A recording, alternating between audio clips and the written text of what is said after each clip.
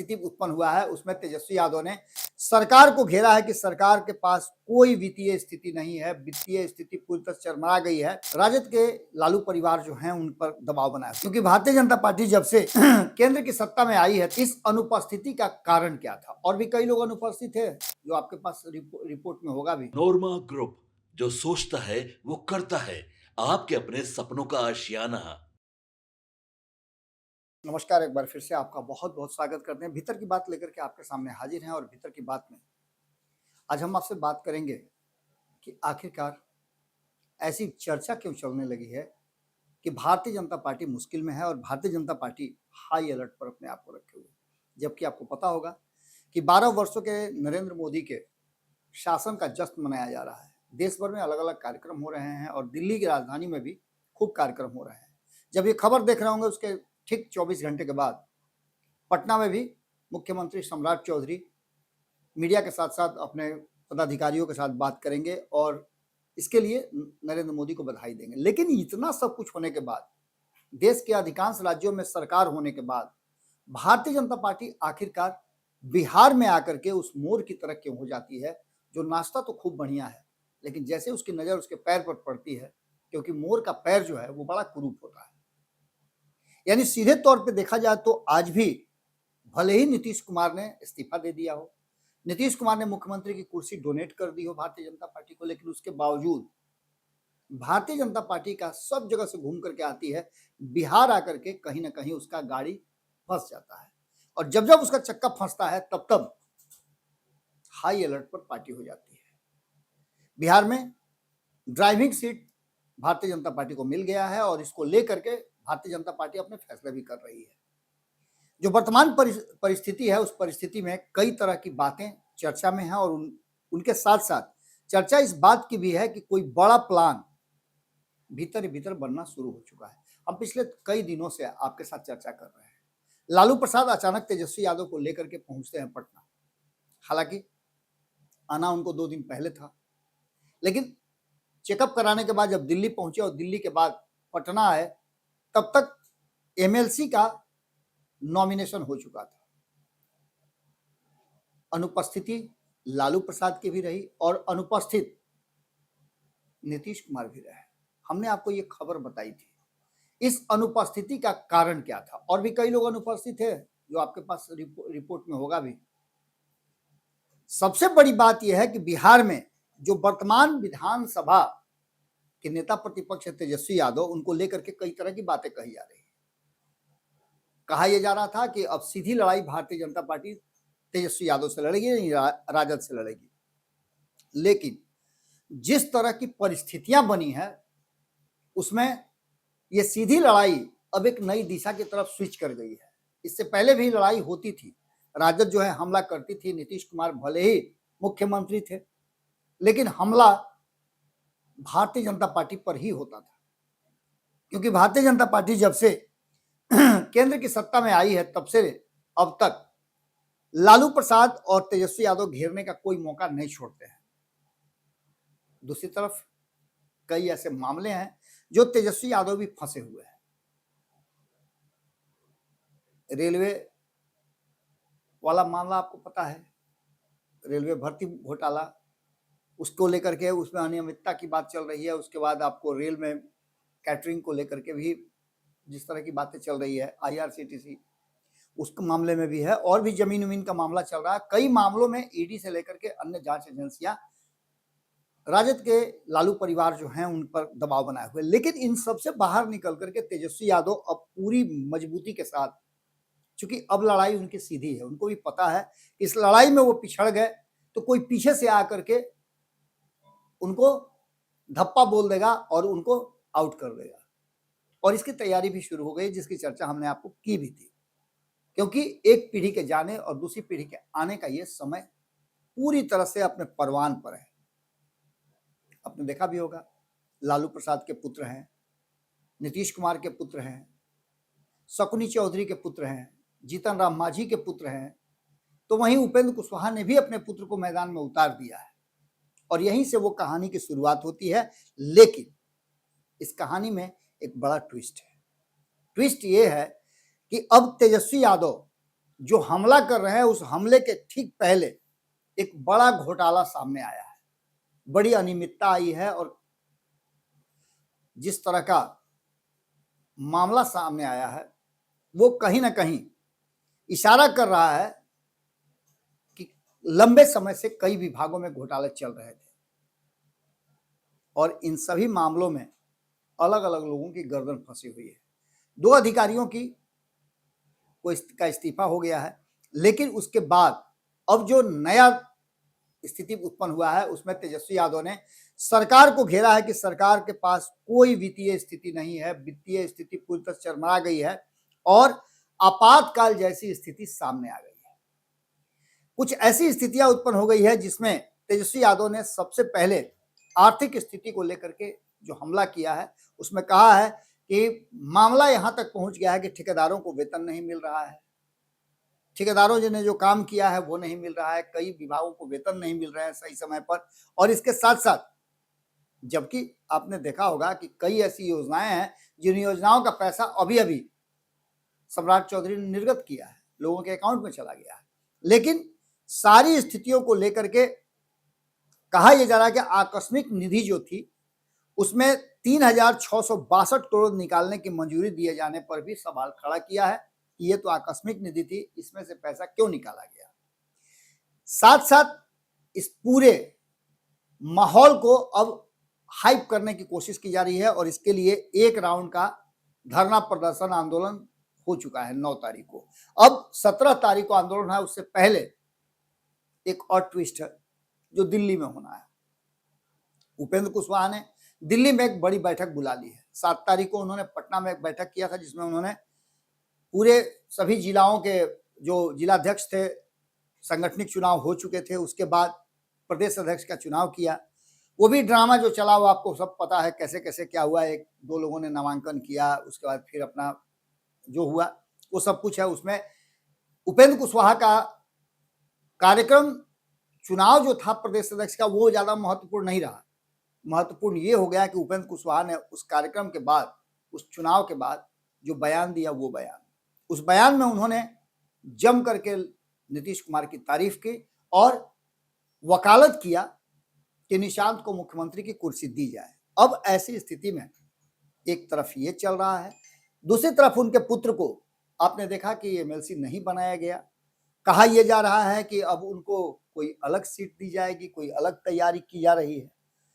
इन सभी बातों को लेकर के ये चल ही रहा था। इसी बीच में राबड़ी देवी की नाराजगी, आवास बंगला खाली करने का, दूसरी तरफ उनकी सुरक्षा घटाने का, ये सारे मामले और राबड़ी देवी का उस पर रिएक्ट करना, बंगला नहीं छोड़ने का फैसला करना, आंदोलन की बात कहना और सुरक्षा को वापस कर देना।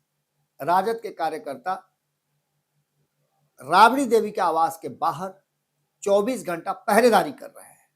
इसके पहले हरा गमछा और भगवा गमछा की लड़ाई, ये सब कुछ चल ही रहा था। इसके बाद अचानक से एमएलसी का चुनाव आ जाता है और उसमें सब कुछ उलट पुलट हो जाता है। उलट पुलट इसलिए होता है कि यहाँ नाराजगी एनडीए की तरफ से, हालांकि महागठबंधन की तरफ भी नाराजगी आपको साफ साफ दिखी, लेकिन इसमें सबसे बड़ी बात यह हुई कि कोई 11वां उम्मीदवार नहीं मैदान में था। यानी 9 जो सीधे सीधे चुनाव में थे उनमें से 10वां नहीं था और एक तो उपचुनाव था ही, इसलिए सबके निर्विरोध चुने जाने की पूरी स्थिति बन गई है। और ऐसे में इस पर भी बयान आया था जिसकी चर्चा हमने किया था। अब सीधे सीधे खजाना खाली होने की बात कह करके कहीं ना कहीं तेजस्वी यादव आंदोलन के लिए तैयारी कर रहे हैं, उनकी पूरी टीम कर रही है। तो वही TRE-4 को लेकर के अभ्यर्थियों पर हुए लाठीचार्ज को लेकर के मुद्दा बनाया जा रहा है, तो वहीं इसको लेकर के इस मुद्दे को मानसून सत्र में पूरी मजबूती के साथ उठाने की बात भी कही जा रही है। इसके साथ साथ आप बताएं कि इंडिया गठबंधन की जो हमने आपको पहले बताया था कि जो बैठकें चल रही हैं, अब सबको ये समझ में आ गया है, जो ममता बनर्जी की स्थिति हो गई है उससे साफ साफ लग रहा है कि उनके लिए भी एक बड़ी संकट की घड़ी आ गई है। पिछले 15 सालों से लगातार वो सत्ता में काबिज थी, अचानक से वो सत्ता उनके हाथ से गई तो पार्टी में भी बड़ा बिखराव और उनके सांसद से लेकर विधायक तक टूटते नजर आ रहे हैं। इसके अलावा एक सबसे बड़ा जो डिमांड है वो ये है कि अब ईवीएम से नहीं बल्कि बैलेट पेपर से चुनाव कराया जाए, क्योंकि बैलेट पेपर में बेईमानी हो रही है। ये आरोप लगातार चुनाव आयोग पर और भारतीय जनता पार्टी पर घालमेल का आरोप लगाया जा रहा है विपक्ष के द्वारा। इन सब के बाद सबसे बड़ी बात कि लालू और राबड़ी को लेकर के जो बातें चल रही हैं, उनके सिंपैथी को लेकर के भी, सिंपैथी वोट को लेकर के भी कई तरह की बातें चल रही हैं कि उनका जो समाज है, उनके जो वोटर है, वो एकजुट हो जाएंगे इसमें। और मैंने आपको बताया भी था कि नीतीश कुमार की ये मंशा भी थी, जो लग रहा था उनकी चुप्पी से, कि नीतीश कुमार भी चाहते हैं कि जो राजद कंफर्ट जोन में चला गया है वो उससे बाहर निकले। और आंदोलन 9 जून को और 17 जून को होने का मतलब ही है कि कंफर्ट जोन से बाहर आ गई है। तेजस्वी यादव अब मुखर होकर के बोलना शुरू कर दिए हैं और लगातार वो बोल भी रहे हैं।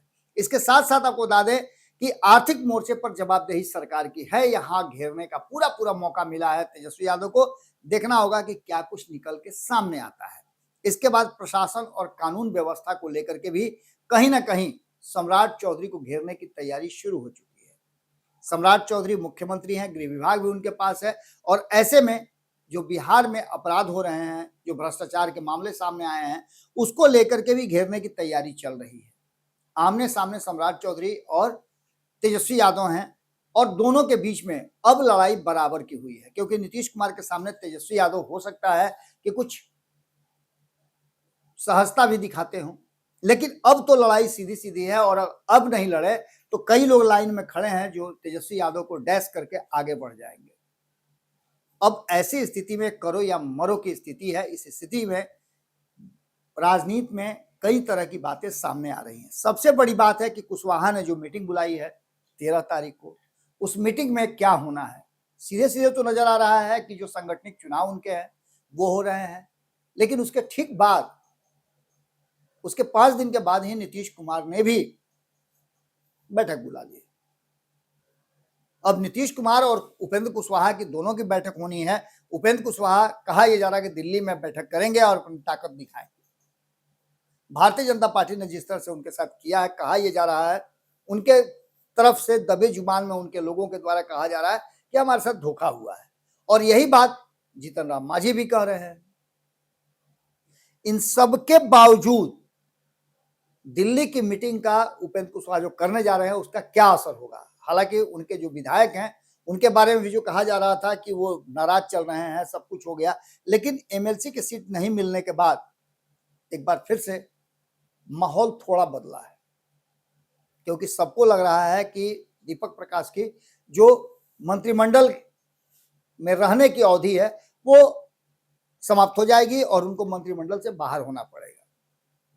दूसरी तरफ आपको बता दें कि राष्ट्रीय अध्यक्ष का चुनाव होना है।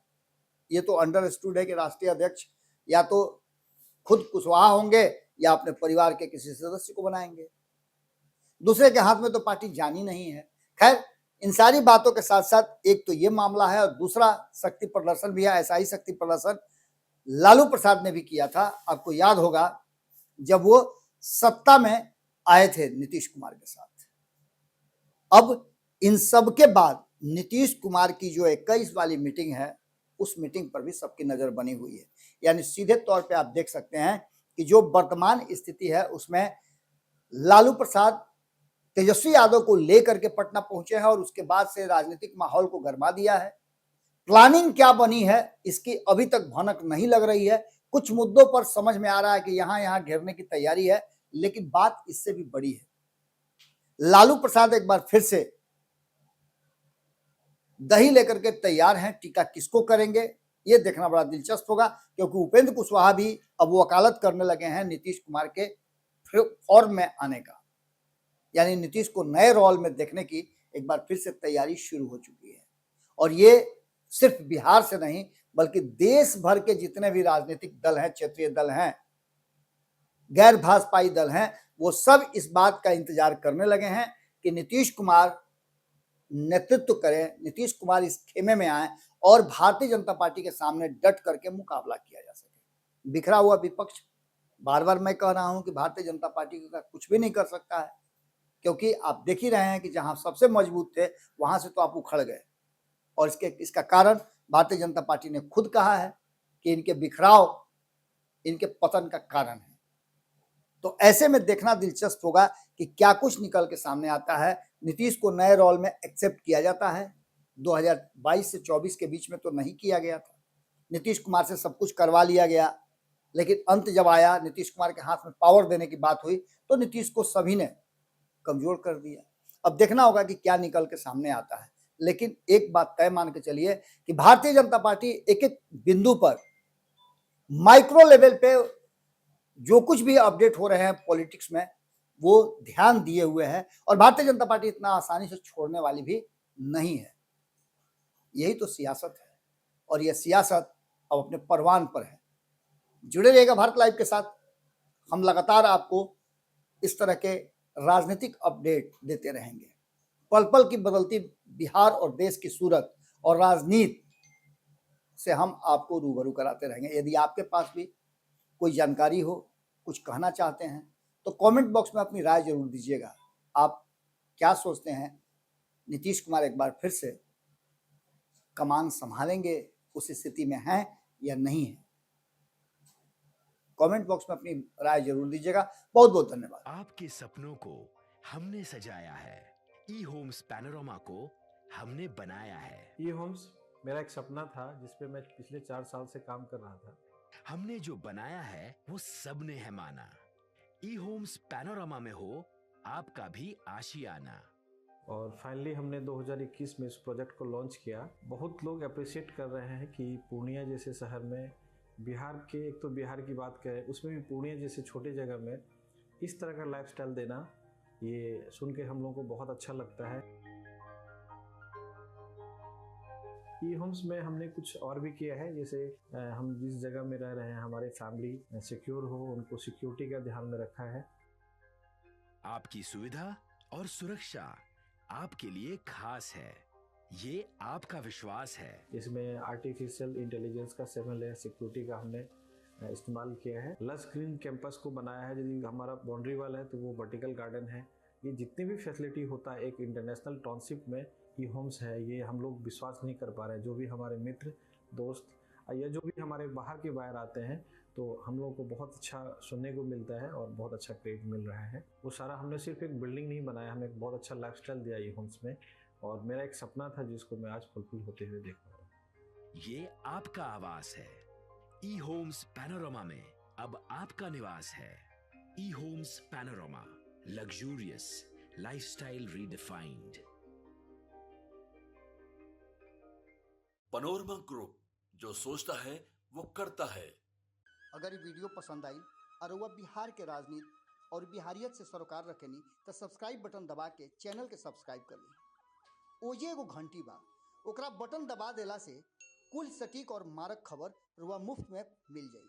अगर रुआ पत्रकारिता के हमनी के नया प्रयोग में सहयोग कर चाहतानी तो ज्वाइन बटन दबा दी।